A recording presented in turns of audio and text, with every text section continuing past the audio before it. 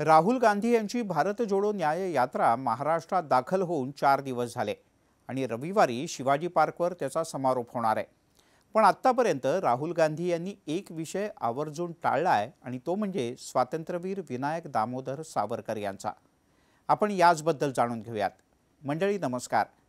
राहुल गांधी रविवारी सावरकर भवनाच्या शेजारीच असणाऱ्या शिवाजी पार्कवरून भाषण करतील।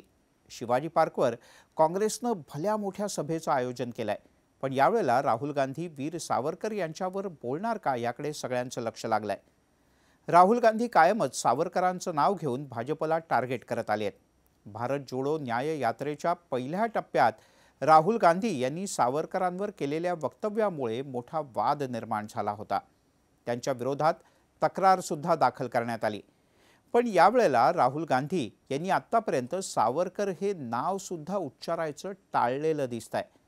प्रामुख्याने महाराष्ट्रात दाखल झाल्यापासून त्यांनी एकदाही या विषयावर कुठलंही वक्तव्य केलेलं नाही। महाविकास आघाडी महाराष्ट्रात एकत्रितपणे लोकसभेच्या निवडणुका लढवण्याची तयारी करते। यामध्ये उद्धव ठाकरे यांच्या उबाठाचा सुद्धा समावेश आहे।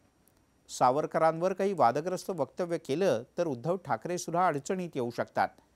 दुसरीकडे काँग्रेस नेत्यांनी सुद्धा या वक्तव्यापासून स्वतःला लांबच ठेवलं होतं।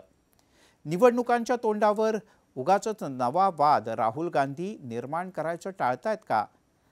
सावरकरांच्या आपल्या वक्तव्यावर आपण कायम असल्याचं राहुल गांधी यांनी अनेक वेळेला म्हटलंय, पण यावेळेला मात्र ते हा विषय टाळतायत।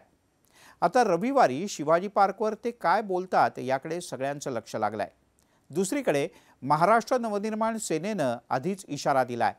सावरकरांवर कुठलंही चुकीचं वक्तव्य केलं तर आंदोलनाचा इशारा देण्यात आलाय। त्यामुळे राहुल गांधी भाजपला यावेळेला आयतं कोलीत देणार नाहीत अशी तुर्तास तरी परिस्थिती दिसते। भारत जोडो न्याय यात्रेचा पहिला टप्पा ते दुसरा टप्पा किमान एक बदल तरी नक्की झालाय आणि तो म्हणजे आतापर्यंत कुठलंही वादग्रस्त वक्तव्य राहुल गांधी यांनी केलेलं नाही आणि यात्रेच्या शेवटच्या दिवशी सुद्धा ते असं वक्तव्य कदाचित करणार नाहीत। पाहुयात शिवाजी पार्कवरच्या भाषणात राहुल गांधी नेमकं काय बोलतात ते।